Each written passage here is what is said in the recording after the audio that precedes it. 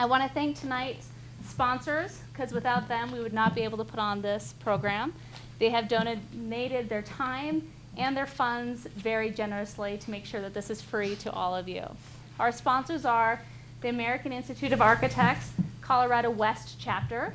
It's also the Aspen Art Museum, which you probably have seen the model out in the foyer. If not, you can check that out on your way out. Also, the Aspen Historical Society, the Aspen Historic Preservation Commission, and Brewster McLeod Architects. So thank you so much to our sponsors for making this happen. To start off tonight's event, I'd like to introduce Amy Guthrie, who has served and is currently the Aspen Historical Preservation Officer for the City of Aspen since 1993. Welcome, Amy. Thank you.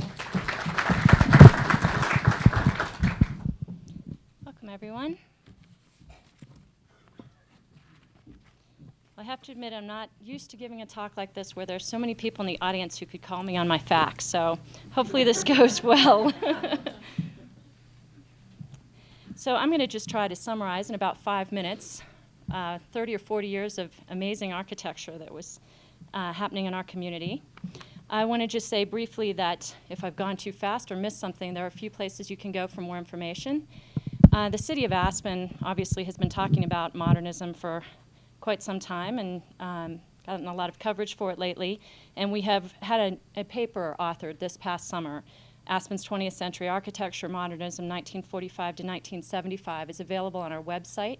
It was written by a professor of architectural history, and we went to a great deal of effort to dig into exactly what architects were practicing here, where they came from, what their influences were, what buildings they designed, and so on.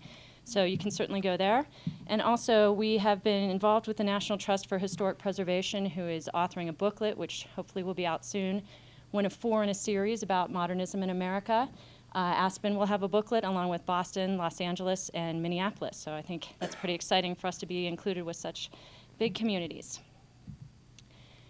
So I'm going to talk for a moment about the 2 schools of architecture, modernism, that were prominent in the 20th century. One of them was Wrightian, organic, more of the American modernism of Frank Lloyd Wright and Louis Sullivan.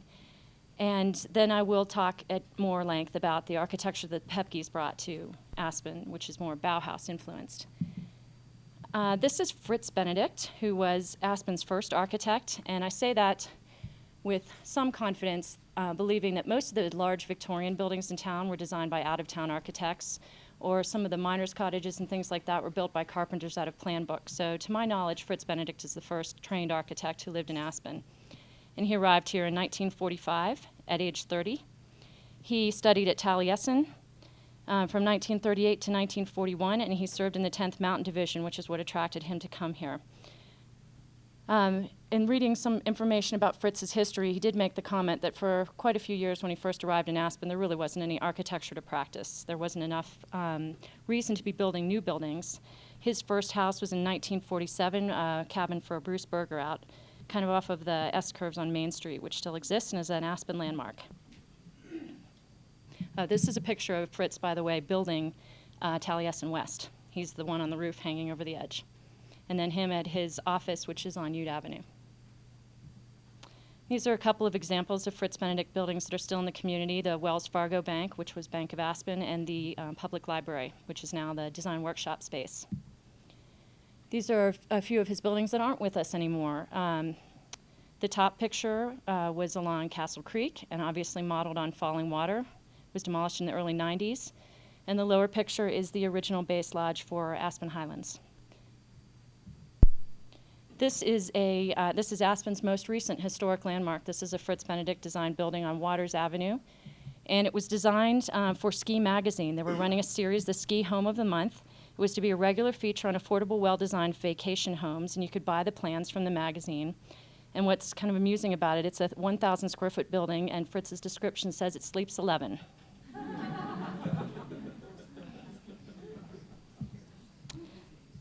Fritz Benedict, in many ways, like Frank Lloyd Wright, was a mentor to many architects in this community.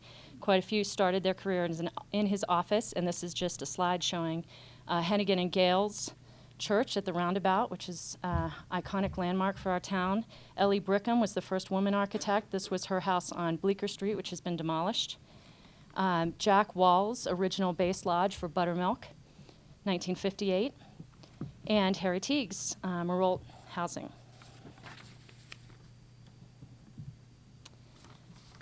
Moving on to the Bauhaus in Aspen. At age 28, Walter Pepke inherited the Chicago Mill and Lumber Company from his father.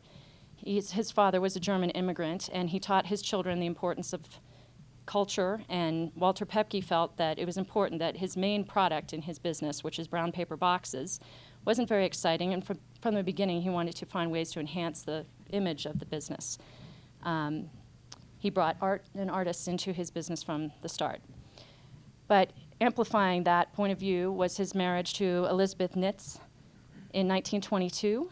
She was from a socially prominent, cultured family. She majored in art and painting at the Art Institute of Chicago, and she was a devotee of avant-garde European art. She was a collector. She bought paintings from Klee, which is shown here, Picasso, Miro. One of the stories I read about her was when she bought a painting by Paul Klee in the 30s, she said she hung it in a dark room in the house because she wasn't quite sure what Walter Pepke would think of it. But little by little, her influence and his interest brought them into connection with the Bauhaus. And apparently, Walter Pepke had an abiding interest in the Bauhaus because of some of the experiments they were doing with paper structures and materials, which obviously was related to his company. During the time that the Nazi Party was rising, the Bauhaus was closed, and the masters of the Bauhaus were all dispersed, and many of them ended up in the United States. And what's ironic is the Nazis didn't believe in the ideas of the Bauhaus, but by spreading these artists around the world, and mostly to the United States, they really spread the theories around the globe, particularly in America, where the modernists dominated the architecture publications and the design schools throughout the 30s, 40s, and so on. One of the masters of the Bauhaus was Laszlo Moholy-Nagy, correct me if that's wrong, pronunciation, who was invited to set up an industrial arts school in the United States. Actually, Gropius was invited first, but he had just taken the job to be a professor at Harvard, and he recommended Moholy-Nagy. The school that they were starting was in Chicago, and it was called the New Bauhaus, the American School of Design, and it struggled quite a bit at first. Their teaching methods were considered unconventional. They had financial problems. It reincarnated in a few different forms and finally got on its feet with a new patron who was Walter Pepke. And this is a picture of the design school in Chicago and Laszlo Moholy-Nagy. Because of Pepke's connection there, he was able to meet Gropius and Beyer and others. And I mentioned to some people coming in, recently my office has started a project of trying to read all the Aspen Times from 1945 to 1965. We haven't gotten all that far, and we've skipped ahead a few years here and there. We're working on it, but what we're really doing is we're trying to just take note of any articles that were about development and design, what was going on in the community, and then we're going to try to create some sort of a booklet that people can look at. But why I bring this up is in 1945, Walter Pepke, as the newspaper's cover, suddenly began to buy quite a bit of property in Aspen, and each week there'd be some new coverage. He had bought the Brown building or some other house, or and there's really not much comment in the paper what people thought about this, but obviously they must have thought some change was in the air. And in 1945, in August 1945, Walter Pepke brought Walter Gropius to a town meeting where he famously said, "Restore the best of the old, but if you build, build modern." One of the things that's interesting about this group's arrival in town is that in the beginning they all really just used and lived in the Victorian buildings. There really wasn't, again, anything much built right away, and they had an appreciation for the architecture that was here before them. There was a very intact town really when they had arrived at that time. So I'm sure others in the panel discussion are going to refer to this comment, "If you build, build modern." This is a picture, by the way, of Walter Pepke and Herbert Beyer in 1945 at the opening of an exhibition on commercial art at the Art Institute of Chicago. The first post-war building that was built here was the Sun Deck on Aspen Mountain, which was built together by Herbert Beyer and Fritz Benedict. Beyer was not trained as an architect, and so there was a alignment and work between him and Fritz Benedict to put this building together. The second building was the Sarin and Tent. Eli Saarinen built this tent in 1949 for the music festival, for the Goethe Festival. These first two buildings, as I'm referring to, one of the challenges initially in Aspen was that there were very few lumber yards. There wasn't a lot of building material. There were no contractors. We've searched the Aspen phone books to the extent that that will illustrate the situation, and there's no contractors listed in the phone books until 1955. This is 1949. There was a hardware store called Tompkins Hardware, but in general, there was enough historic buildings here still to use, and there wasn't a lot of reason to build right away, and there were a lot of challenges with being able to build right away. In 1951, Walter Pepke, at the urging of Herbert Bayer, began the International Design Conference. And the IDCA went on for over 50 years.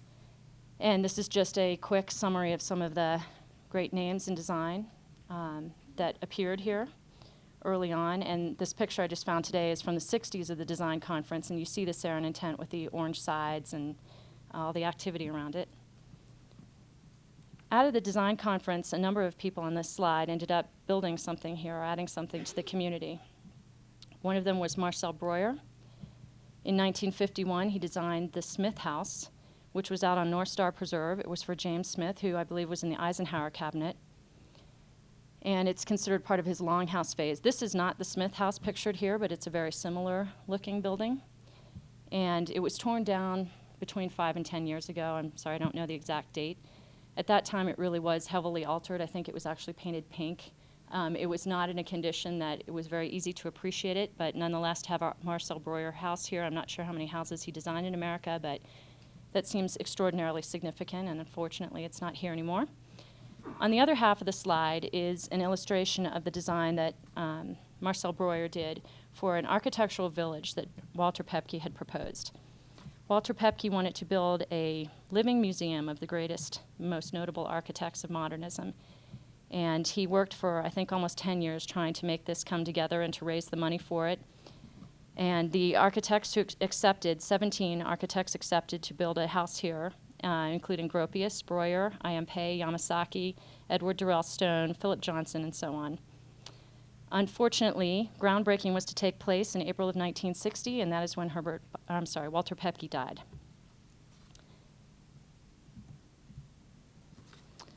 Stepping back a second, I had mentioned that there were so many important designers who were part of the design conference, and Buckminster Fuller was here. 1952, he was a speaker at the IDCA, and that same year, he designed and built the dome, which is at the Aspen Institute. One of these pictures in the top corner is students at the University of Minnesota building the dome, and then a Burko picture of it installed. And on the bottom, you see that it initially covered the swimming pool and provided some shelter out at the swimming pool. This is a picture of the seminar building nearby here, 1953, which was Herbert Bayer, and was the first building at the Institute campus, aside from the tent. On the bottom, you see Ellie Brickham, Fritz Benedict, Herbert Bayer, and his assistant doing what was called a sgraffito mural in the dark of the night, where you had a black surface with a white coat of plaster on top, and while it was wet, they carved a scene of Red Mountain into it. And I just noticed as we were getting ready to come to this presentation that there's a sgraffito mural that was done on this building, which is a nice connection. This is the hotel units, the original hotel units, which have been demolished and replaced by Herbert Bayer at the Institute. And in the foreground is the grass mound, which is considered one of the first earthworks in history that Herbert Bayer created. And of all the artists associated with the Bauhaus in its 15 years, Herbert Bayer is the one who devoted his career to the total integration of the arts and design, advertising, architecture, sculpture, and painting. So I think that his work at the Institute is very representative of that. An article in 1955, Rocky Mountain News said, even in competition with millionaire tycoons, best-selling novelist, and top-ranking musicians, Herbert Bayer is Aspen's most famous resident.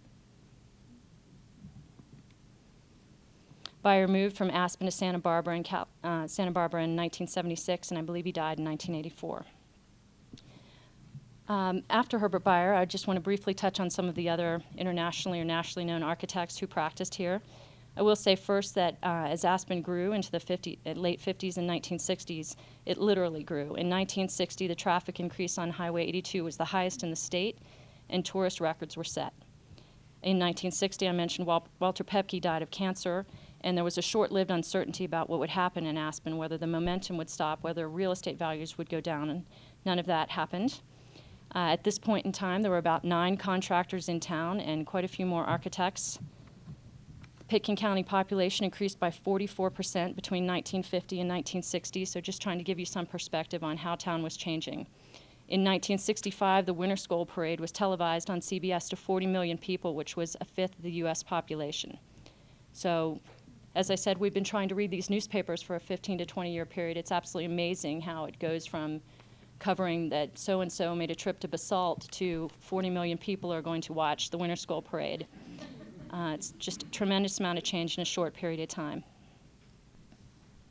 These slides are of buildings by Tom Benton, 1969. We see his studio, which still exists in town but is almost unrecognizable, and the Crandall building, which is also a recent Aspen landmark and is under renovation right now. This is Victor Lundy's studio, 1972, I believe. It's off of Triangle Park. This is the Turner House by John Lautner, 1982. And I'll end on a bit of a bummer note, but just to make a point that another important internationally known architect who was practicing here was Harry Weiss. And the picture with a little group of us holding a sign that says "This Place Matters" was taken in 2007, before I think we realized that the Given was endangered. But the people standing there, that's Sarah Adams and myself from the Historic Preservation Program, and then the directors of 2 of the National Trust regional offices and the director of the Philip Johnson Glass House. The National Trust for Historic Preservation has a great interest in modernism. They own the Farnsworth House and they own the Glass House. And they have a program called This Place Matters, where they hope that citizens will print out a sign and go stand in front of buildings that they care about and then put it on the internet and sort of spread the news around the world. Obviously a picture of the Given being demolished, which was a very sad thing. But my point is really that I hope, as we talk about architecture in Aspen of the 80s and 90s and architecture of the future, that we'll continue to create things that someone would want to stand in front of with a sign that says "This Place Matters." Thank you.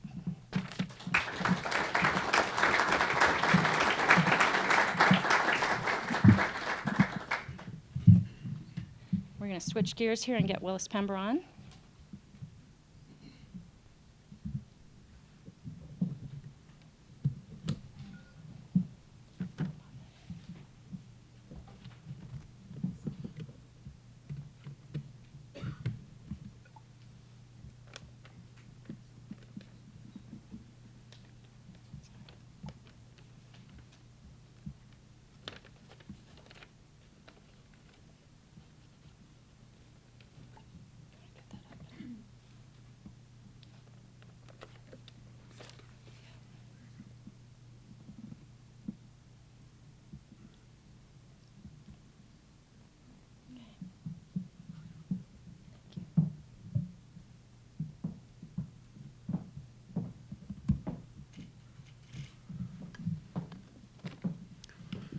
Hi, I'm Willis Pember. I'm a local architect. I've been here since the early 90s. And I'm sorry. My name's Willis Pember. I'm a local architect. I've been here from the 90s, and I've been asked to speak today as a practicing architect about Aspen vernacular work done by mainly local architects from 1980s to 1990s. I noticed Amy talked about the Lautner House. It was built in '82, so she owes me one. She's in my time period, but that's okay. This is, I've been told this is this section of the talk is to get us to the panel discussion as quickly as possible. So I'll try to do that. Yes.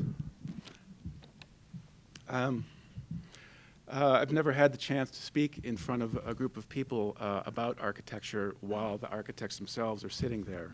So I could be set up for this speaking engagement, but we'll see how it goes. Let me just get a few points across about vernacular, what that may mean, what it doesn't mean, and then we'll get into the slideshow and have a lot of fun. But we'll get the big ideas out of the way first.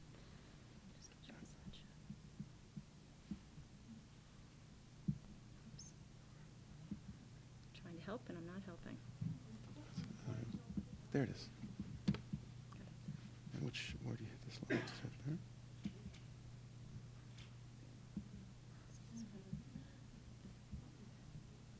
All right.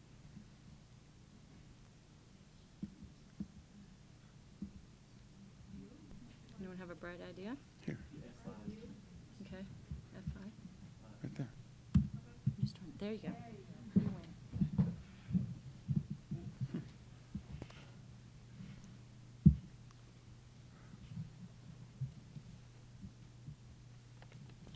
Okay, a few words about what vernacular is. Vernacular refers to indigenous building traditions. It has to do with the natural development of the built environment without trained professionals. And I heard in conversation in the lobby talking about the tradition of chalet architecture in Vail. Maybe that's a vernacular. That's probably not a vernacular because trained professionals are involved in that. So the strict definition is untrained, unskilled indigenous builders. And there's many indigenous traditions as there are building environments, local traditions. So you have to be careful what tradition you're talking about, what location you're talking about at any given time, because there really are so many, and it's a multiplicity of traditions. The other thing is about vernacular is that one cannot call themselves a vernacular architect, strictly speaking. It would be as if you received your MFA in painting and went out and called yourself a folk painter. It can't happen. You can't get there. It's too late. You've been educated. So the question that we study and ponder quite often are what are the means of appropriation? What are you exactly borrowing from vernacular traditions of unskilled people that you're employing in your work? And that's an ongoing discussion. Vernacular, third point, results in a hybrid solutions typically. It's not a purist way of thinking about the environment. And we'll see more of that when we get to the slides. Vernacular is also, it's a foil to elitism. It's a hedge against excess. And vernacular traditions are defined by limitations that are placed on what's available. Those traditions involve builders who didn't have access to the internet, didn't have access to any number of materials. It is restrictive, and in so being created a wonderful kind of open-ended vocabulary, again, depending on what location you're talking about. And it also, lastly, long before anyone knew the word sustainability, vernacular work represented kind of an embodied humanist knowledge about the built environment. It predated the word sustainable, but they were very wise in the use of materials, very wise in siting, very wise in the relationship of the building to the landscape, how it performed, et cetera, et cetera. So having gotten those few points across, let's have fun and look at some slides. I want to, as a practicing architect, to start the discussion where most of us who practiced in the 80s and 90s learned about vernacular. So we're not recreating the wheel or reinventing architecture. And I would start here in the academy. This is not changing here. Sorry. There we go. In the academies, vernacular probably, and by academies I mean school, in the professional education of architects, the first time most of us heard about vernacular was with regard to Sea Ranch by Charles Moore. It's in the north of San Francisco on the coast, overlooking the Pacific Ocean. It was built in an area that it was an environmentally sensitive area before it was defined as such. And in the interiors, the vocabulary of the making of this place had to do with looking at local barn structures, heavy timber framing, there was it's a condominium, but the spirit of community and created a lot of shared spaces. Lawrence Halpern, a very noted landscape architect, was instrumental in the landscaping of this. And again, there's an open field that kind of accorded to the time. Open beds, open lofts, vast open spaces that looked out and engaged the landscape. The other fellow who was my mentor in Philadelphia in the 80s was Robert Venturi, wrote a book, Learning from Las Vegas. He identified the Las Vegas Strip as potentially being a source of vernacular language that someone could learn from.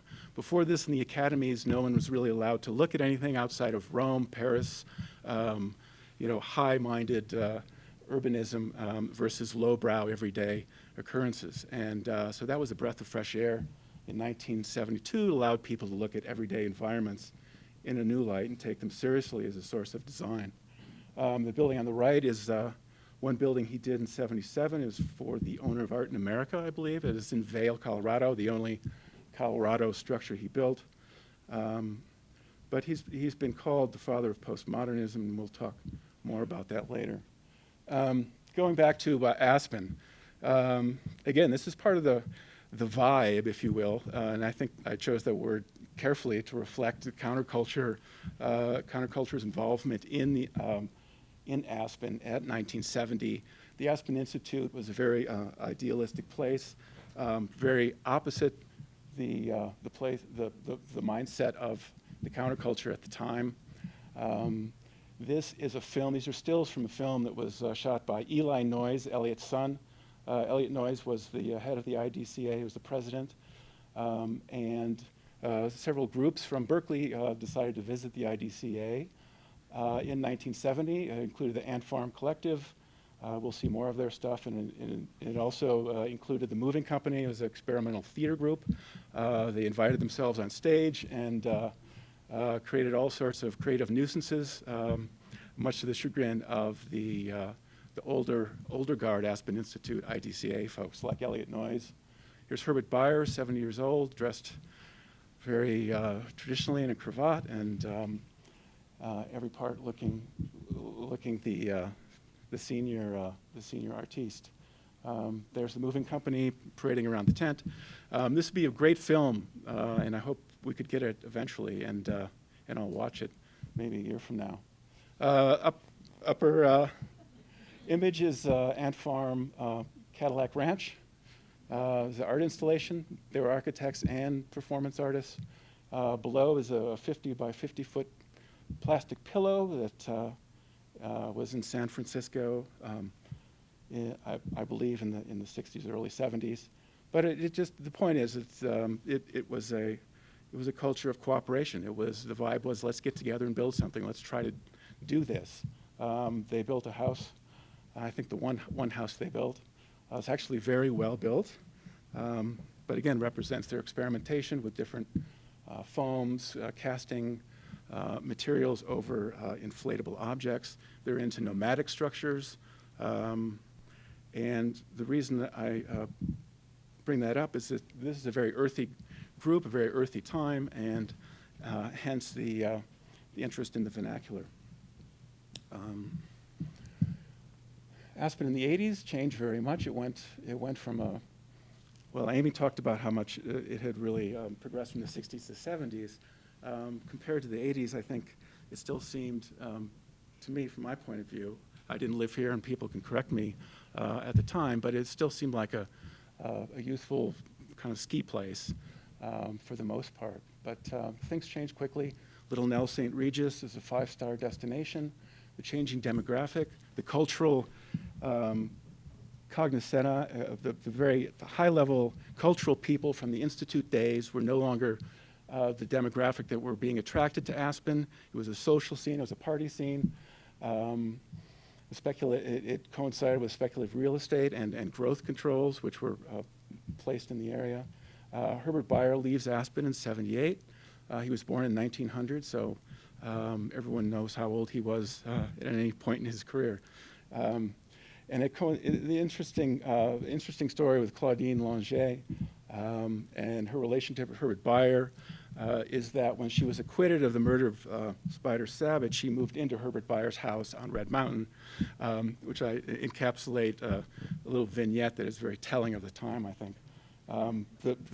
As you know, the trial was played out in a very salacious tabloid way, so hence the change in Aspen's social demographic. It was the beginning of the HPC program as well. This represents kind of a benchmark of mountain architecture. Like all alpine communities, the tastes really were dictated, and the influence and the power came from urban centers. People's tastes, let's put it this way, alpine settings, the tastes and the style of architecture were selected were based on those who lived in urban situations and projected their images, their ideas about what mountain architecture should be, and it included these benchmark constructions like the Ahwahnee Hotel in 1928. Postmodernism played into those images that urbanites felt strongly about, and it created a market. It played into the speculative real estate market, created quite an industry for local architects, and it still goes on. It hasn't changed. You see a living room, actually. It looks like the size and scale of a hotel lobby, but it's, again, it is hard to call this vernacular because a lot of the sources and imagery come from all over the place. But again, people who practiced locally, involve themselves in vernacular, were doing so maybe to critique this kind of work. I'm not saying anything negative about it. It's very popular. Architects need to do what their clients ask them, and life goes on. I think in the 80s, when people worked here thinking about vernacular structures, this is what they were thinking of, these kind of images in Colorado. Rural agricultural buildings, funky things. Having said that, there's Harry's Lindo Hotel, which is a product of the 80s. What is refreshing and I think is still, I don't want to get in any trouble here, but I think it's a wonderful structure.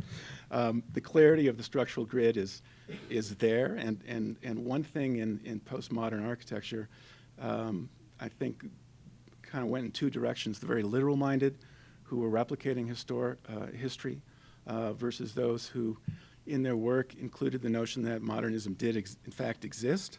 And I think this clearly shows that as some of the best work in the 80s. This is Sardi House again. This is a Harry Teague project. Notice the similar arched entry, metal entry and signage.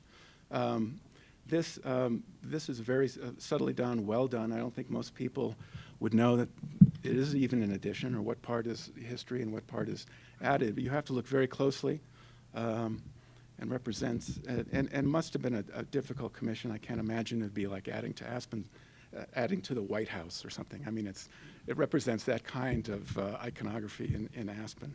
This is a project by Al Bayer and Jason Lasser. This is ACE's housing.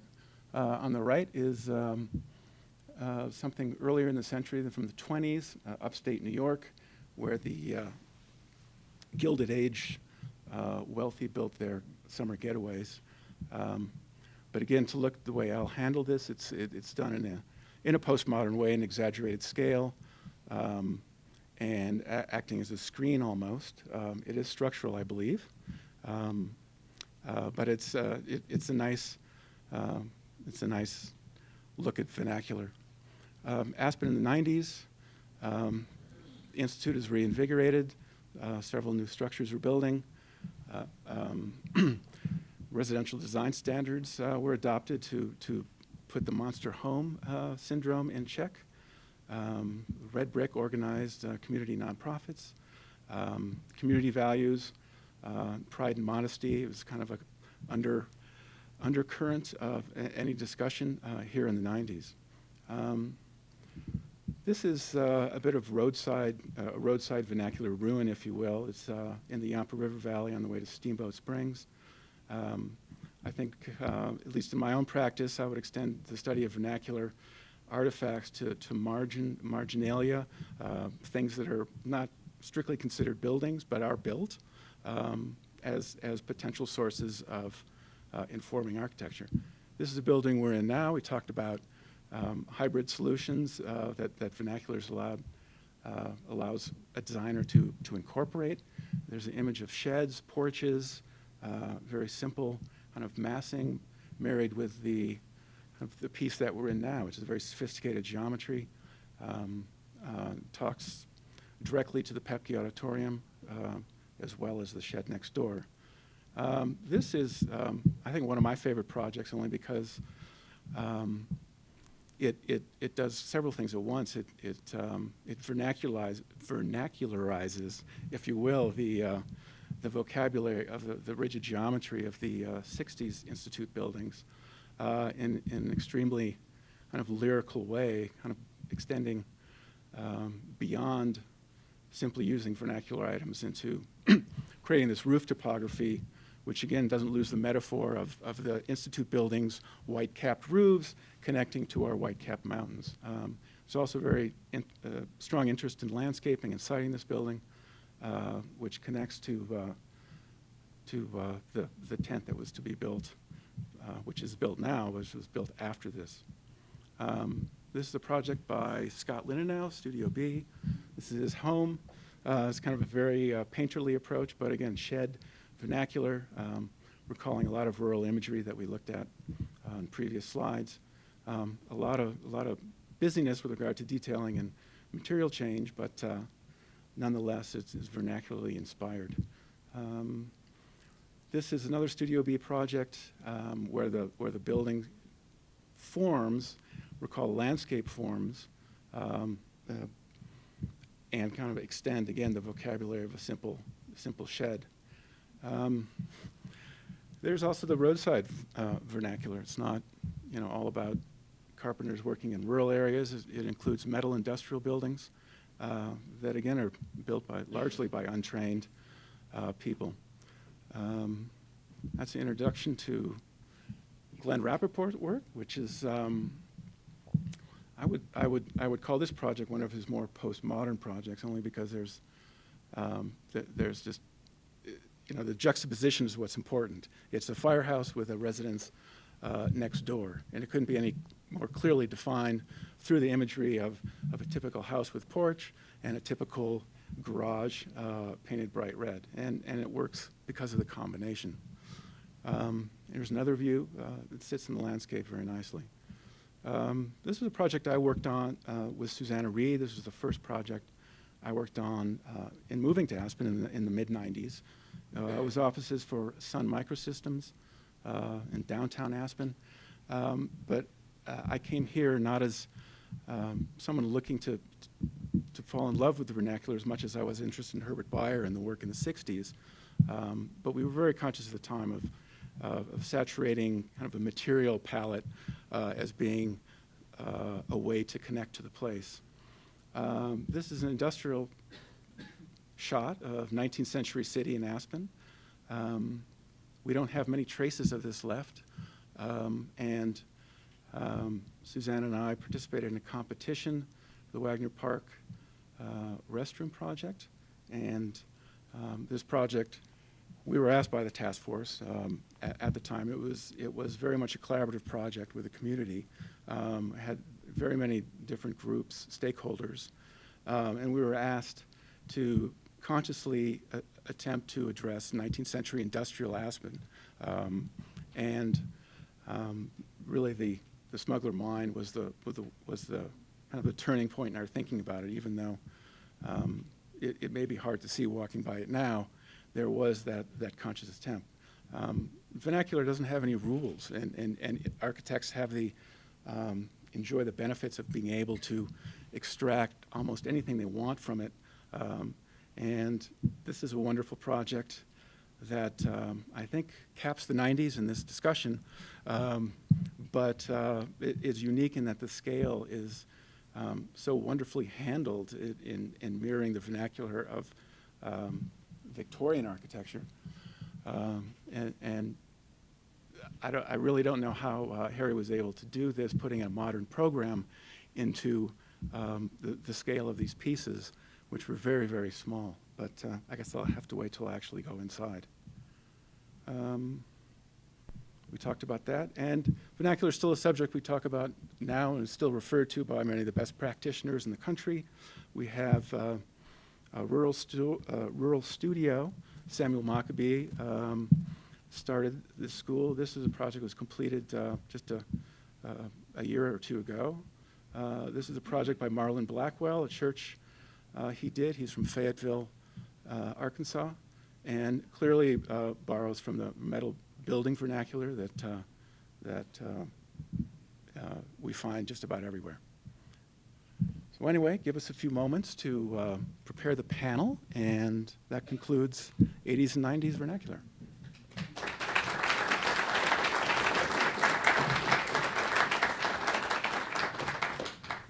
A log cabin. George's family had a house, a little Victorian house over here, and you would open up a door in the dining room, and there were the logs of the original log cabin. That was the start of that house. And as, not his family, but the people that came before him, became more successful and more proud and more, they'd survived a few winters, they'd found some silver or something, and then they would add accumulation of stuff that they could buy in catalogs to make it look like they were successful. We built an opera house to look successful. We built a county courthouse to look successful as a community. We built, we added bric-a-brac to our buildings and turrets and fun things to show everybody that we made it. So there's that element too. And that is as honest a response in architecture as climate. So I'm going to leave that. That's my answer. That was long-winded, an excellent introduction, and you used the word honesty several times. So Suzannah, I'm going to turn to you because as we were chatting, not backstage because there is no backstage here, but as we were chatting in the back of the room, I posed the question, do we really need regulation? What would happen in a totally unregulated community and architecture was just allowed to go wherever it wanted to? Would you address that? How much time do I have? I'm not going to answer that yes or no. I think that certainly over time, starting with the Victorian era, which is kind of our starting point here, there was a social contract. People knew kind of what a house looked like, what they expected from their house, what a public building, what a commercial building looked like. There wasn't a need to describe that to anyone coming into town because they all brought it with them and it was mutually agreed upon. As we go forward, that contract disappears because people from other cultures come in, we have a wider availability of materials, we have exposure to a lot of different ideas, the technology changes, all those things advance buildings and the way people live, but it doesn't necessarily connect people back to the community that they find comforting, or connect them to their history that's more comfortable, what they grew up with. And so I think that these regulations grow out of that need to reestablish that social contract and to tell everybody else who's coming into town what we're all about and what we want from our built environment. It's not necessarily always successful. I think too much of it leads to a real homogenization and a real limiting of the creativity that's available. Too little probably creates a more fractured society. And particularly in our small town, if you can imagine every lot having something completely different and something completely out of the blue, would be a very different kind of experience for the people who live here and the people who visit here. So I'd say it's a balancing act, and I don't know that there's a perfect point that can be reached between the two. We also talked earlier about how Aspen is maybe described as a patchwork quilt of styles, or perhaps there's some connection from one to the next. So Willis, you just gave a very interesting slideshow and talk on vernacular. And Suzannah said that as you drive into a town, you get a sense of what people are saying about themselves. What does Aspen say about itself as you drive in? It's up with a handrail on the bridge. No, I think the drive up 82 speaks volumes of Aspen's growth control over the years, the benefits of that. I don't think it's like any other destination in North America as a resort destination that seems as undeveloped, seems as open, and seems as agrarian as it wants to be. And the work is paid off. And how about as you drive down Main Street or enter the commercial core? I'm just asking, in your opinion, what is the town saying about itself? Well, I'm biased. I live here. I mean, I like it. And I think we enjoy the work of architecture more so than other places. I think vernacular is the predominant material of the built environment. The percentage of work that architects actually work on in the built environment is very, very small. That ratio rises as you enter a place like Aspen. And I think that's very refreshing. I think it's, speaking as an architect, I'm all right with that. Okay. One thing that used to define Aspen was that the buildings were built from materials found around here, the red sandstone, the logs we talked about. So we'll turn now to you, Steve, as a contractor. Feel free to refer back to that earlier question about who really controls a project. Is it the architect or the builder? In your comments. At your peril. And you've been building for quite a few years here in Aspen. You now can bring materials in from the four corners of the globe. How does that affect, I mean, the different clients you've had who've asked you to build homes? How are things different now than they were 20 years ago? Well, I think the clients are very similar to the clients that we worked with back in the 70s. I think that Aspen is a wonderful place to live. It attracts sophisticated people. And I think that people are creative, and they're demanding, and they get excited about architecture and their space and the pride of space. And so I think that the clients are still the same. Maybe the budgets have changed, but the clients are the same. The materials, we're still using concrete. We may be doing a better job of it, and we're still using timbers, maybe in more creative ways. The designs are more exciting and stimulating in some respects because the technology of materials has certainly changed and changing yearly. The systems, glazing systems, waterproofing systems, mechanical systems, it all allows more sophisticated, interesting architecture, more exciting. I think that the artisans, the builders, when George first started building, there weren't any general contractors. Were there any change orders? What's that? You didn't know what a change order was. But I think that the artisans, the builders, the subcontractors have really become sophisticated in this small town. I think the level of quality in Aspen, as compared to across the country, is quite remarkable. And then speaking to what Will was just talking about, as far as your feeling when you're coming into town, I feel it's a sophisticated, eclectic community that's very exciting, and the architecture is incredible. I don't think you can go down the street in Aspen and not be inspired by some buildings. Speaking of inspiring, I want to mention that it's a Thursday evening in April, and the Aspen Center for Physics auditorium where we are is filled to overflowing. This is a community that obviously cares about design, cares about architecture.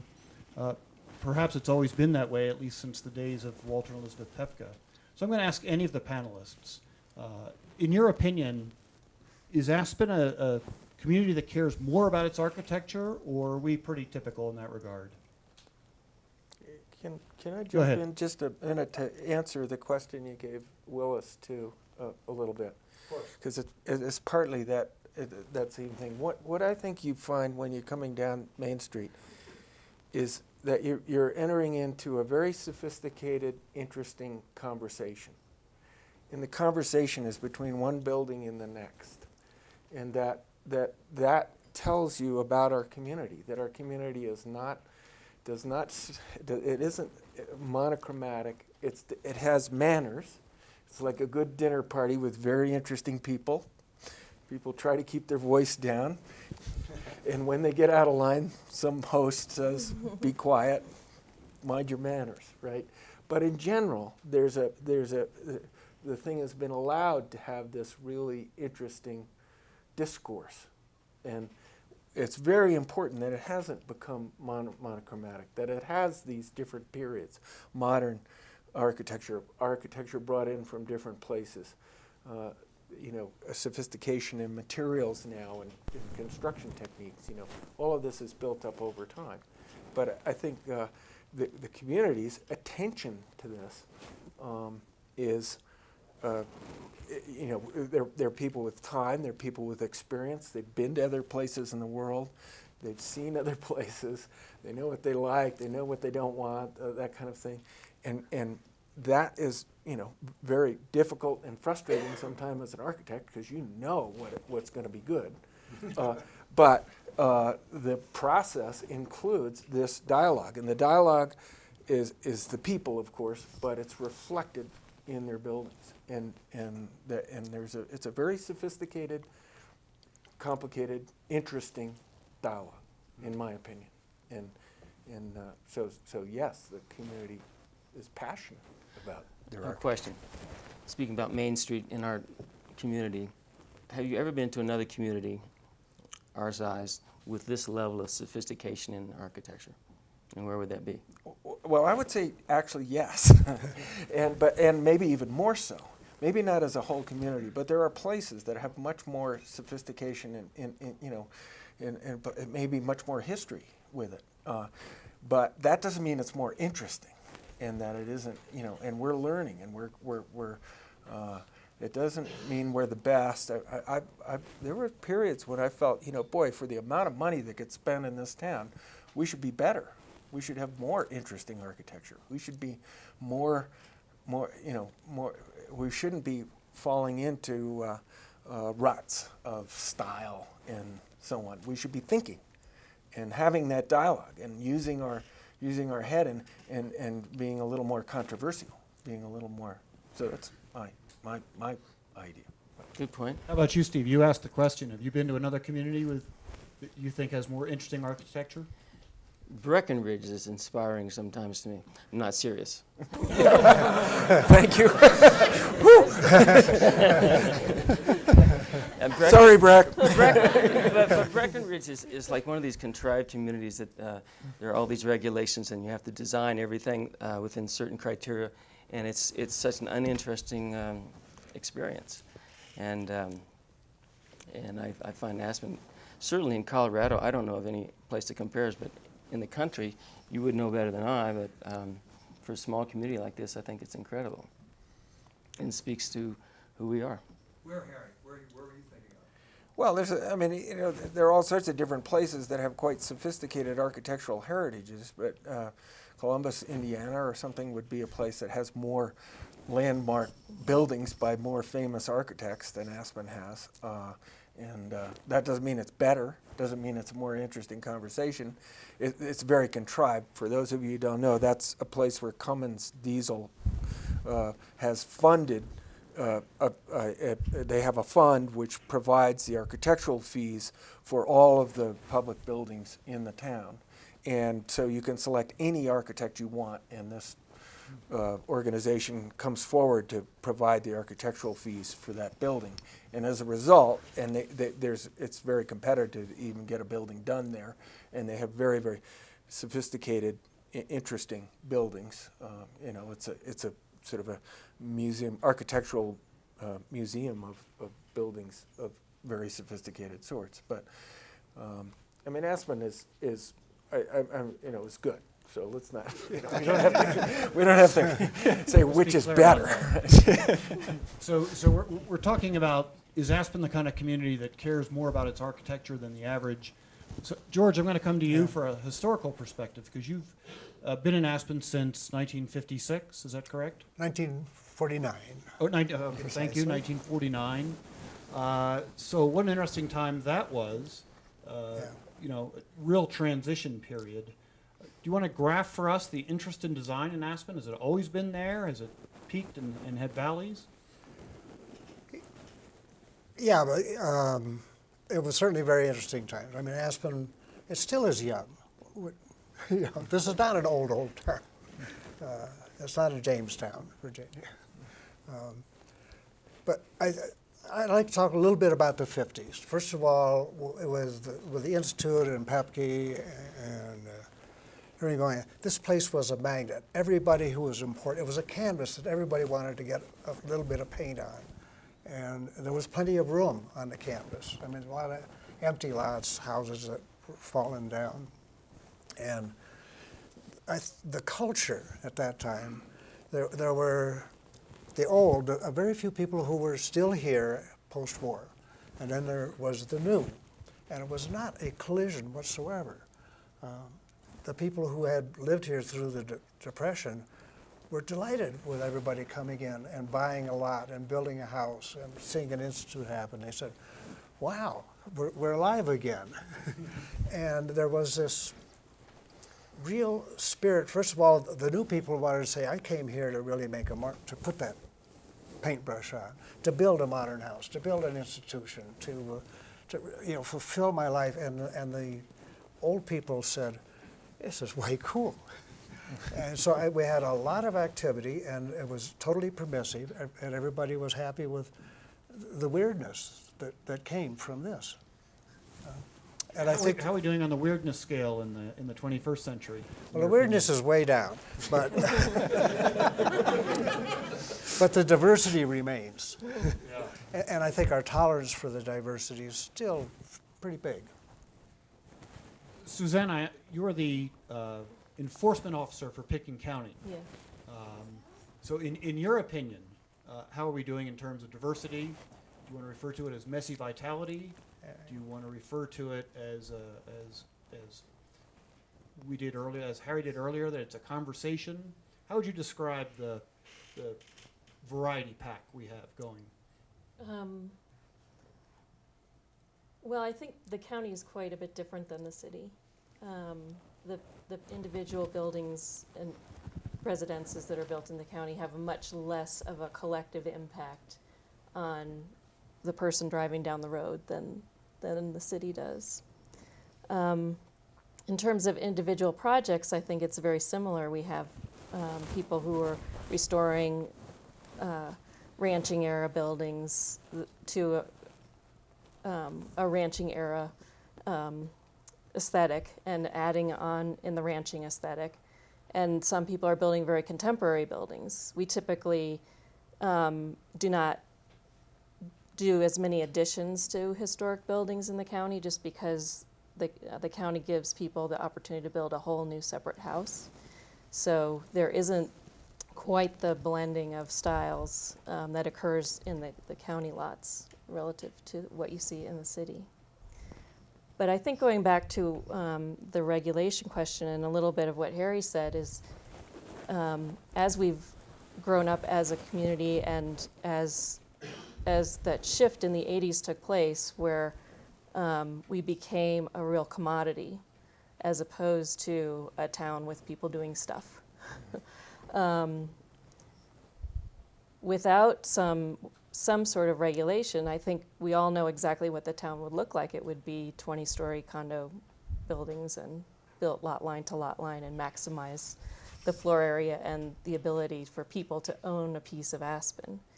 And so I think the regulations that came up during that time were very important for preserving the character of the town that people brought, or the people originally came to see and be a part of.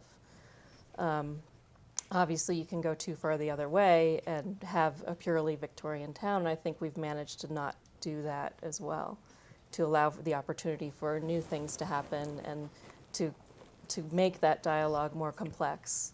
And I hope that going forward we will continue to do that, because I feel, going back to Amy's slideshow, a lot of the things that really contributed to the complexity of our architectural landscape have been lost in, I'd say, probably the 90s and the thousands, because they have not been appreciated to the same level as some of the Victorian era buildings.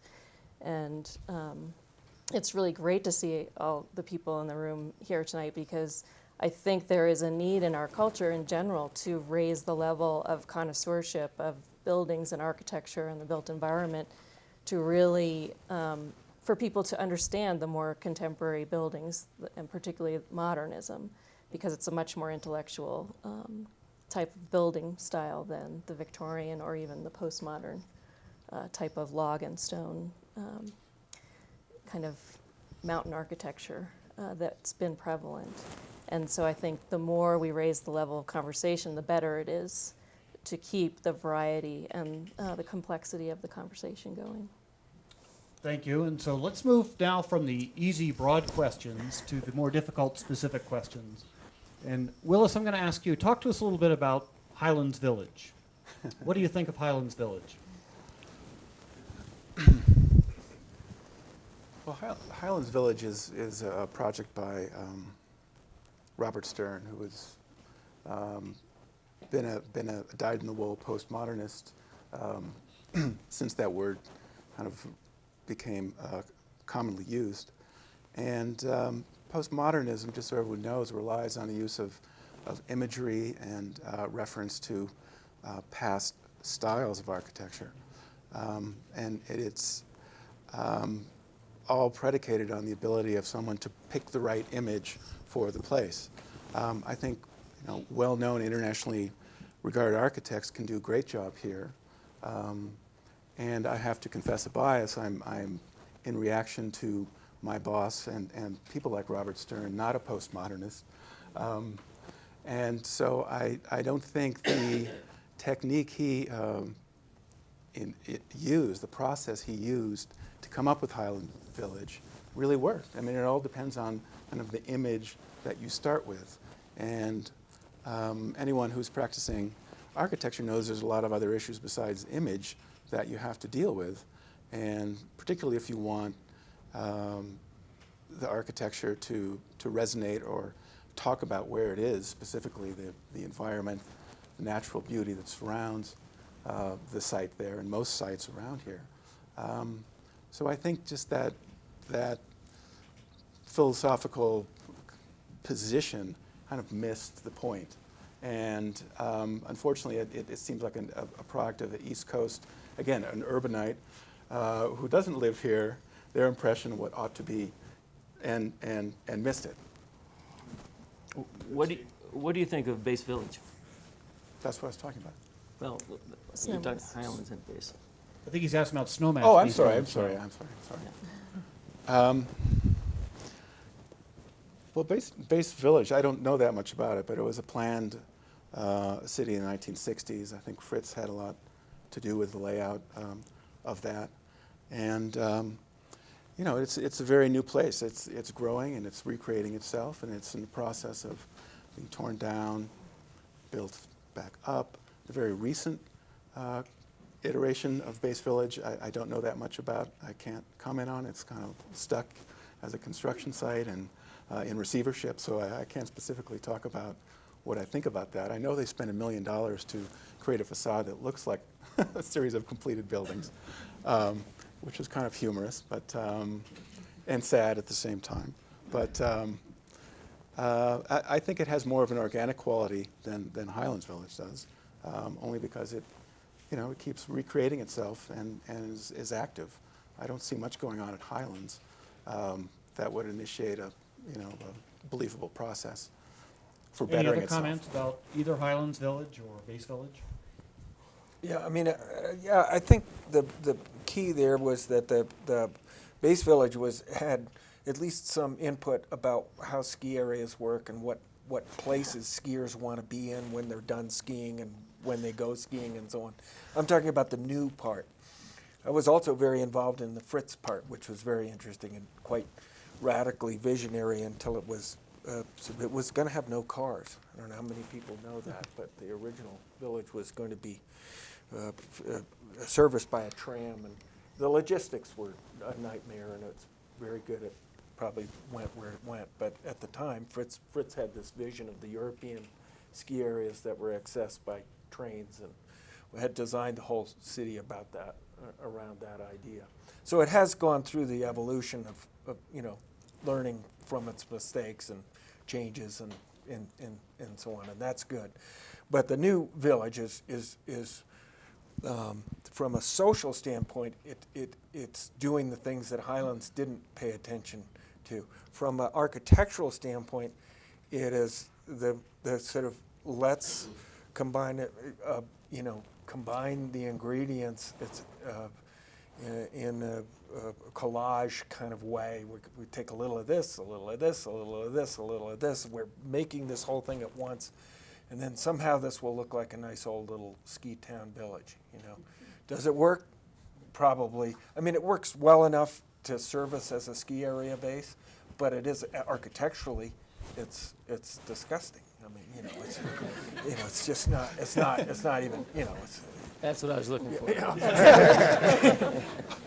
Now we're getting some honesty. And now I'm going to turn to a question which the panel all groaned when I mentioned I might be bringing up. But the title of tonight's talk is, in fact, Aspen's Significant Architecture, Past, Present, Future. In Amy's PowerPoint earlier, she showed herself and her staff standing on the steps of the Given Institute a few years ago with a sign that says, "This place matters." So let me ask each one of you. We're not talking about your own projects. We're talking about, in your opinion, what is one of the most significant buildings currently, and I'll let you go within the urban growth boundary. And by the way, there's another rule to this game. You can't mention one that's already been mentioned. So we're going to come to you last, Harry. We're going to start with George. Well, I'll put it in a level of comfort. The courthouse, the Wheeler, the community church. These are the peach blow limestone structures with the big. They're heavy. They're big. Sandstone. Sand. Sorry about lime. Yeah, peach blow. And those have the feeling to me that they always were here, always will be here, and that's sort of like a comfort. Go ahead, Steve. My favorite building in town, public building or any building? This particular question has to do with public buildings, but as a builder, you're welcome to veer off into the private afterwards as well. Significant is really the word of the question here. I think that the music tent, Harris Hall, are significant and great for public buildings. They take risk, and I think that they succeed and they function and are exciting structures. Residentially, I like Victor Lundy's house in the West End. Always a favorite of mine. I've always wanted to live in a house like that. Suzannah? You stole all my answers. It's getting harder as we go along. I was going to say Victor Lundy. You have good taste. I don't know. There's some great kind of unrecognized buildings. There's a couple of residential buildings on Hopkins, right between Aspen and the next street, that are Victorian-era buildings, but they just have this wonderful kind of wacky surface treatment on them that's very modern-looking, and you don't really notice them because right now they're painted all, I think they're painted all one color. But I guess instead of one building, I would say that those are the kind of things that I think, those little details and those things that you see when you're walking down the street that you don't expect to see, when you really start looking around, I think are really fantastic, and I think we've got a lot of that in this town. So Willis, we're taking a poll here for candidate significant buildings in Aspen.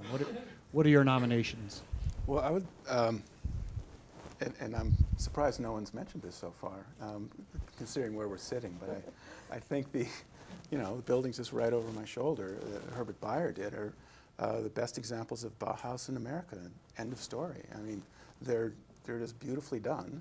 They're intimately scaled. They've been well maintained. Hopefully, will not suffer any grave disfigurement in the future. And they're the jewels. And Herbert Bayer, I believe, is just an unsung hero of as a graphic artist, only because he was able to cross so many borders, so many boundaries with his work. He virtually left, artism after artism in the things that he did. And I was discovered Aspen in the Museum of Modern Art bookstore, looking at a monograph of Herbert Bayer, and discovered that he had done all this stuff in America. And just to see the arc of his career, his collaboration with Fritz, how he softened the purist European and found a voice in this environment is just amazing. That's what brought you here. Is Aspen still attracting students of the Bauhaus? Well, I think architectural tourists are very interested in that subject, and those that are find a way to visit here and see what's been done. I think a threshold in terms of the city's policy making came for me in '94 with the residential design standards that created standards that weren't style-based. And at that point, we were very close to coming up with some kind of entrenched mining vocabulary or prescriptive mining approach to doing new work. And it finally came to the group, and we met out here at the Institute with the mayor and others, and outside specialists in code writing and design guideline writing, that there actually was a diverse environment here, and the light bulb went off. And those who were passionate about the diversity, I think, eventually carried the day, and we are where we are. But the fact that modern now has kind of slipped through our grasp in terms of preservation is understandable, just because we don't have the historic perspective we did on Victorians. Victorians were looked at and preserved over a 100-year period. We're looking only 30, 40 years back for a lot of these modern periods. So it's understandable why the value of modernism maybe is a little elusive. There's just not enough time. But I think the crown jewels really need to be protected after what happened to the Given Institute. Harry, Dean of the Aspen School of Architecture. The question on the floor is your nominations for some of the most significant buildings in town. Well, I just want to go back a little bit to what Willis was just talking about, what George said too. That George mentioned buildings that are here, that are still serviceable, that are still being used, that are keys in our community. They're anchors. They're the monuments. And when we talk about preservation, there are sort of two different aspects. Aspen has this beautiful inventory of buildings that were built during an era, mining era, a long time ago. That's unique. That's worth keeping as a collection. Individually, aspects aren't so important. But when George mentions the buildings that he mentioned, those are beyond part of that collection. They're monuments to the Victorian era for sure, but they're also monuments to the longevity and the history of the community. And they're like that comfort that you have, that knowing that they're there. Everything else is swirling around, and stores are coming and going, and who knows which restaurant is where. But those buildings are there, and they're the anchors, right?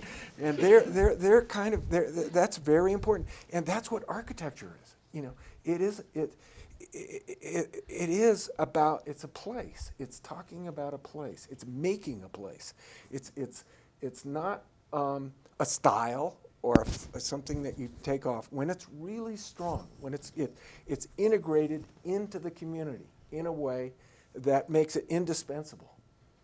And the Given, unfortunately, I thought was very, very strong architecture. I loved the building. I got to study it very carefully because we did an addition for CU in an attempt to save it. And so I learned about the building and I studied it and I learned its proportions and all that, and I fell in love with the building, really liked the building.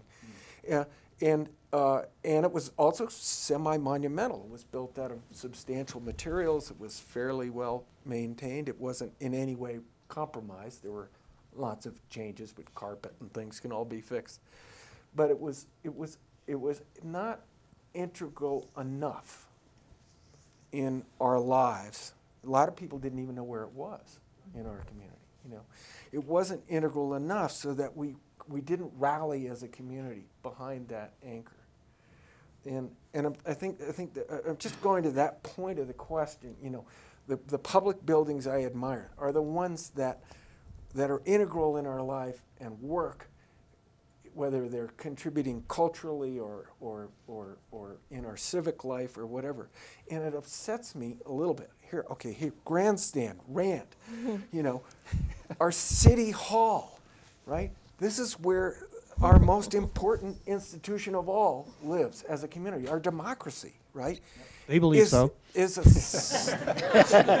a maze of nothing, just a total disaster of a building, and is this what we think? We're talking about saving this building and saving this building and saving it. Here's one we use every day, completely within our that's integral into our lives, and yet it is a maze of ad hoc patchwork kind of accommodations of this and that and so on. So if asked, you would help with this project? So what is my favorite building in Aspen? City Hall, right? It needs work. Is that your final answer? Okay, another thing, a building that's very strong that's been mentioned, just so that people, we mentioned the Victor Lundy House, right? Discreet house in the West End, very controversial when it was first made. But every architect that sees it just can't believe it. First of all, it would win awards if it were done today. If it were submitted right now to the AIA as a house, it would be published on the cover of Dwell and it would win awards. It's absolutely of its time. It was built, 30 years ago now? Something like that, long time More ago. than that. Long time ago. It has structural stuff. It's revolutionary in how it deals with the family. What is architecture that's worth talking about and keeping? It's architecture that's teaching us and helping us learn new things about how we live. It has its layout with these very, huge long 40-foot kitchen or whatever, along the wall was so radical and so interesting. Its way of dealing with the bedroom and relationship to the other rooms. It was, We saw a picture of it earlier, which Yeah, I think just placed it the for some exterior, people. But but- will you describe where this house is you're talking about? it's the Lundy House? how do we Triangle describe it? Park. Lake Triangle Street? Or? Park. Yeah. West side of Triangle Park. It's essentially on the west end of Triangle Park. If I'm correct, it's the building with the large glass wall Right. It facing has east. a glass wall, and its roof, when you're inside, the roof floats over the top. The roof, it has a very interesting structural roof that's kind of like a bicycle wheel with this one prop in the middle. And it floats over these very massive walls, and the massive walls are all wedge-shaped and allow it out. And you know what? Somebody wants to ask a question, and we could probably liven this up. That's a great idea. I don't believe we have an audience mic. Go ahead and ask your question. I'll repeat it. Allow me to add to important buildings the old sun deck. I think that did more to affect the way we as a mountain community viewed our place in these particular mountains. So we have an additional nomination. I think it was a beautiful, wonderful building. We have an additional nomination for a significant building from the audience of the old sun deck. Right. And I didn't. You're not finished. My one okay, because some of the others were used up. One of the jewels of the Herbert Bayer collection, in my opinion, is the health club. And that is interesting in how it was built. It's interesting. I mean, it utilized big prefab concrete sections in a way that had never been done before. The structure is fabulous. It had, when in its heyday, the pictures of it again, to me, epitomize the whole feeling of living in this new. We talked about the the relationship of the Aspen idea to Aspen. Here it was with this deck on the roof and these babes up there in their 1940s bathing suits and stuff, sunning themselves. There's a new take on the Aspen beautiful, idea. Beautiful graphics and so on. I mean, it was it was a health. It was the health club. It was a building dedicated to that component of the Aspen idea, and that beautiful little room to do yoga in, or just to be and to exercise. That little room with a wooden floor is one of my favorite places in the whole town. So, But let me ask you a question. So you think we should encourage more risk and innovative architecture, and Sarah, you think that some regulation is important, and where do you draw the line, right? That's the ultimate question. I mean, there really isn't. We're counting on this panel for the answer to that Push question. and pull, it's a push and pull system. You have to make rules and get rid of rules, and I think we vote on it. George, you were going to say something about that. Well, I was going to add on, because I agree, the health center, the Aspen idea is the mind, body, spirit. And here we have this Herbert Meyer architect who's going to build architecture that expresses this. Now, it turned out that the mind and the spirit didn't fit into architecture nearly as well as the body did. And I think that Herbert really hit it with that one. You're right. We're going to go to the audience for questions in just a moment, but you've delivered this beautiful segue into the Aspen idea. Any other thoughts on how architecture figures into the Aspen idea? Well, I mean, I talk too much. I'm sorry, but George began this idea that the mind and the spirit hadn't been yet integrated as successfully, at least in Herbert's buildings. Is the point, and that's perhaps an opportunity that the architecture.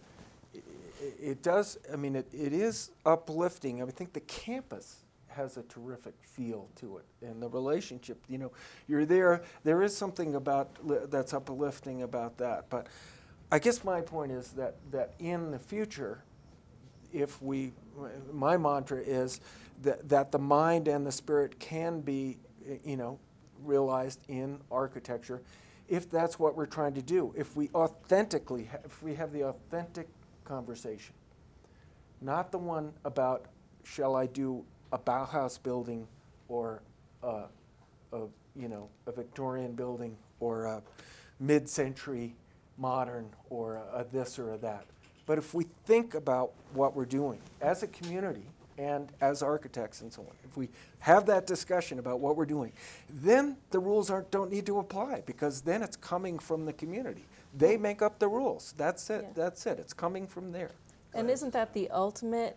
I mean, the ultimate thing for me as an architect would be to create a building that challenges your mind, that elevates your spirit, and that is a physical, an interesting and physical place to be in. Right. I mean, those are the components of what makes a great work of architecture, I think. That but it gives emerges, you something on every level. It emerges from the community dialogue and from our dialogue.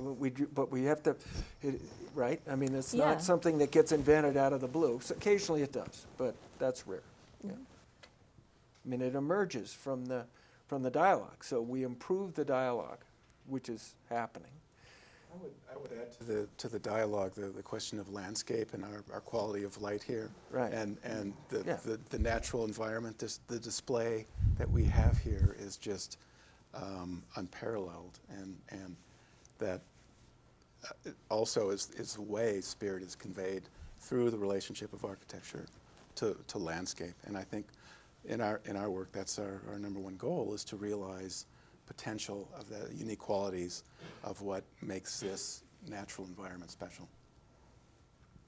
Yeah, so I can't resist adding to that after the 1949 Goethe bicentennial, many people wrote to Elizabeth and Walter and said, we can't quite explain it, but what happened while we were in Aspen would not have happened had this festival taken place somewhere else. We hear the same thing now after each and every Ideas Festival. There's something very special about this place. I'm going to come back to you, Harry, though, because I just can't resist. We've talked about the tent.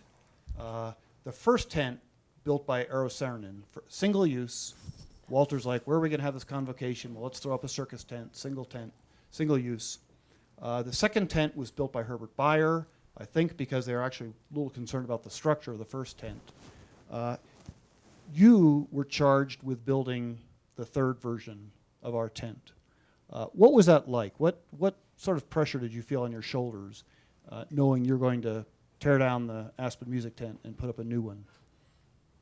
Well, thank goodness Herbert already did a tent on top of Saarinen, is all I can say. Right? So he set the precedent, right? Okay. And let it be noted that you did not bulldoze the original Saarinen tent. right. I mean, and that and also thank goodness there was a very clear mandate for improvement in various aspects of the tent. That the Herbert Bayer tent, while loved and treasured and container of infinite amounts of human experiences and so on, was not functioning properly and was not possible to change it. We investigated that first to see if it could be modified so that the acoustics would satisfy the needs of the music school, and it couldn't happen. So its demise was preordained.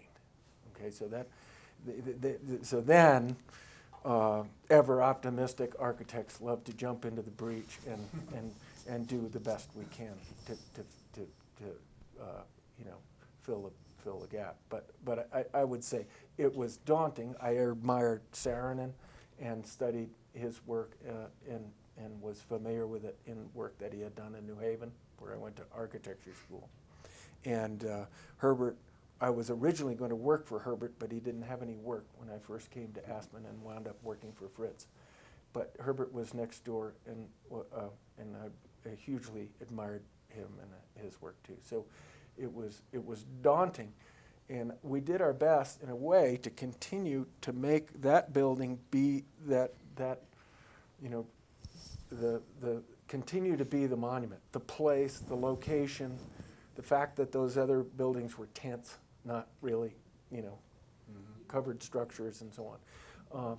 But that spot is our meeting spot for music, and that spot then gets covered with another tent-like structure that continues that idea, and maybe it will get changed again. Well, you're obviously quite humble about this, but I'm not sure there's any other similar event in Aspen that is almost unanimously loved and approved as the new tent that you designed.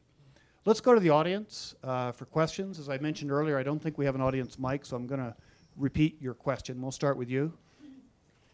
I'm curious to ask the panel about significant buildings of the future, which is very speculative, of course.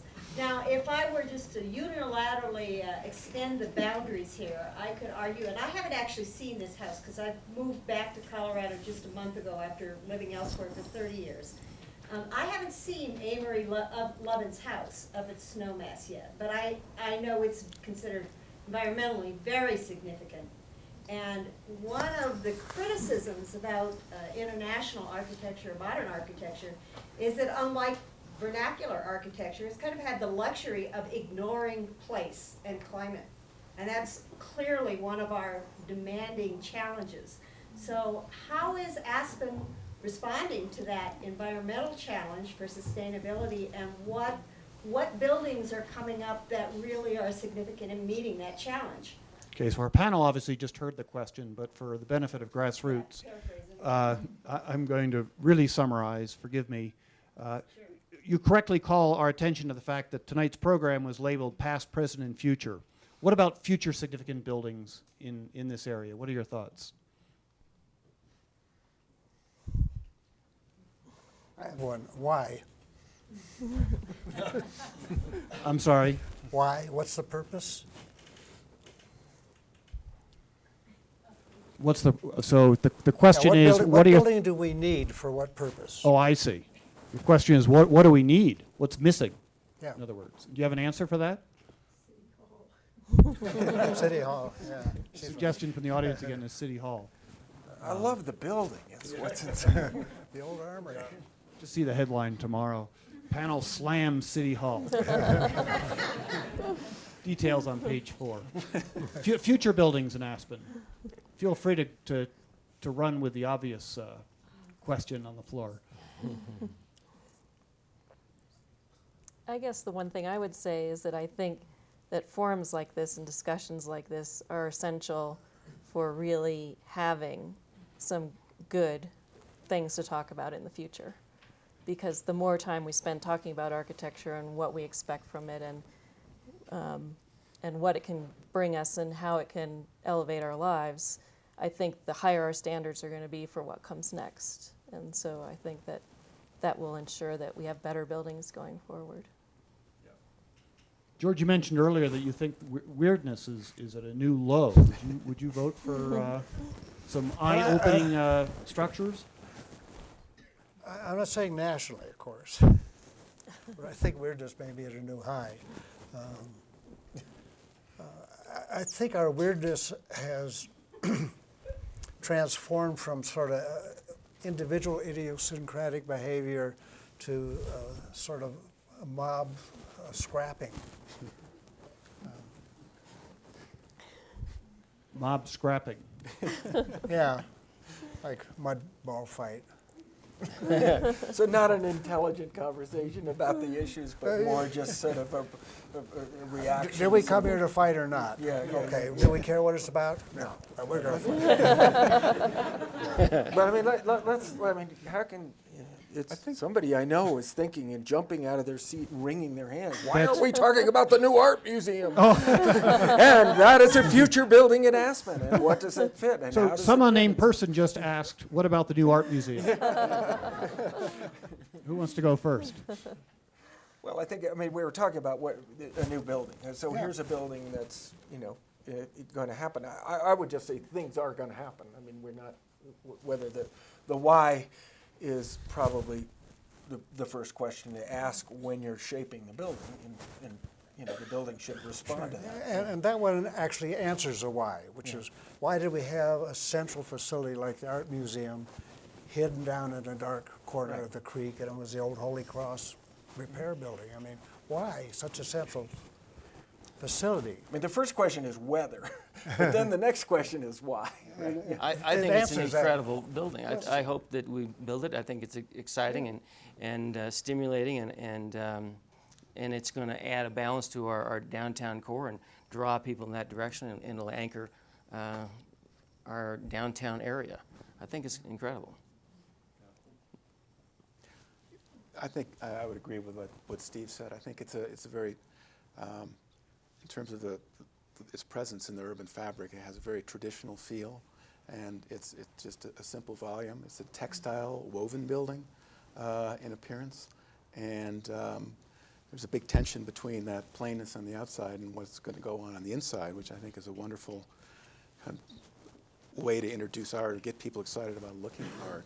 But I think, to the credit of the designers, it is kind of curiously more traditional in relating to buildings like the Wheeler and the Jerome, the Ute Bank, the Eltz building, than the design guidelines strictly would have allowed. So I'm not commenting about the height or anything like that, which seems to be a big bone of contention, but I do think the idea of the building and its position as another one of relating to, as another monument that we've all talked about, that George has elected his favorites, that dialogue is there. And speak to Harry's observation about the dialogue, I think it's a strong one, and hats off if they can fund it and get it done quickly.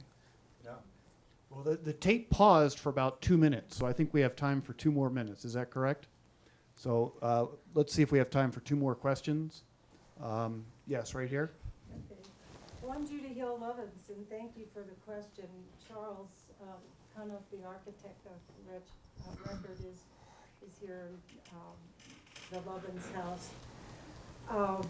Her question was, how are we looking into the future, and do we care about energy? Do we care about building buildings that are sustainable, using materials that are magnificent, and buildings that will last for a long time? And that's what I'm most interested in. So earlier, someone asked about Amy Lovin's new house. So we're lucky to have Judy Hill Lovins here in the audience, who's sort of echoing that question, but also ringing the bell. What about energy efficiency in houses? Okay. So do you have a question I can paraphrase, Judy? Yeah, let's go into the future. What are your thoughts about what is the demand? Are we responding to the needs of building more efficient buildings? What is the demand for building more efficient homes and commercial buildings? Is the demand there, in your opinions?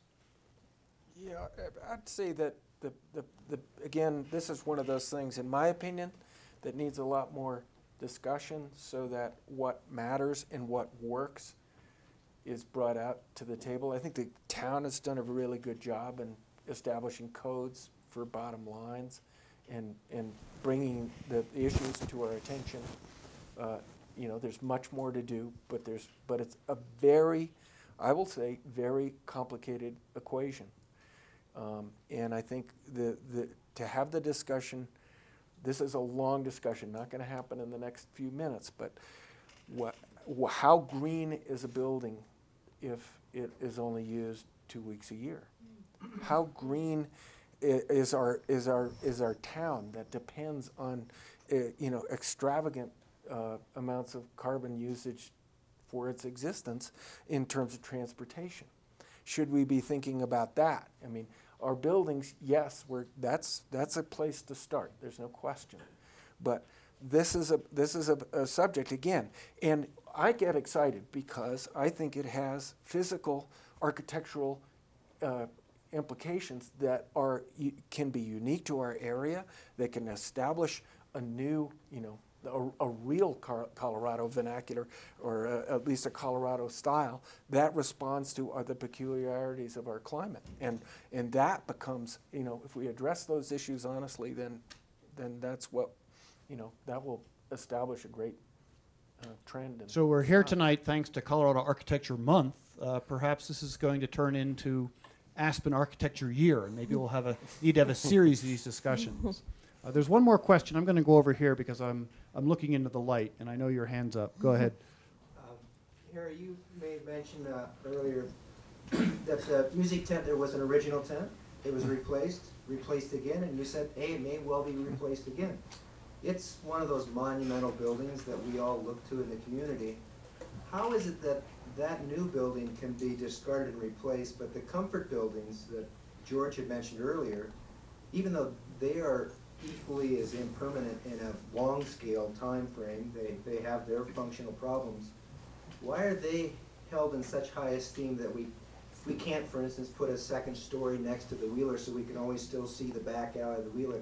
What is it about town that is that those are so sacrosanct, or whatever, and how is there some way out of that we could actually get a new, better city hall?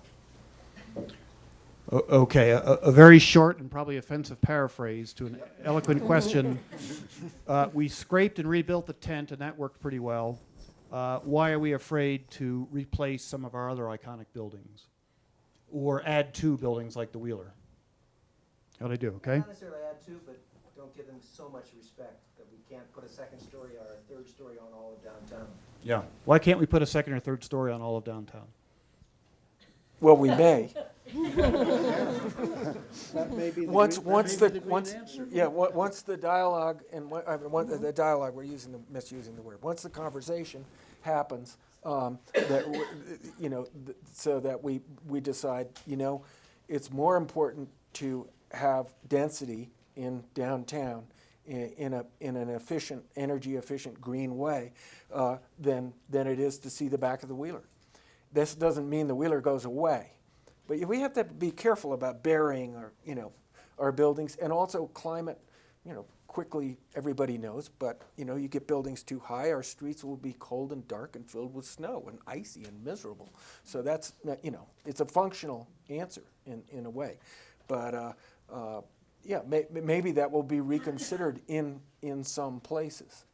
But I kind of like the idea of these monuments with the changing time sort of swirling around them and so on, that they become very important anchors. And they were built a long time ago, and we should respect the fact that they are the anchors that tell us about that stuff from a long time ago. So. It's obvious there are many questions left in the audience. There's questions. It's obvious that there's more thoughts from the panel, but it's my job one as moderator to end this on time, which I'm going to do. Once again, I want to thank all of you who are here at the Aspen Center for Physics tonight for this first, which possibly could be a series of panel discussions about architecture. I want to thank our panel for bravely sitting up here and sharing your thoughts. I want to thank all of you for coming tonight. Let's please recognize our panel for the job they did tonight.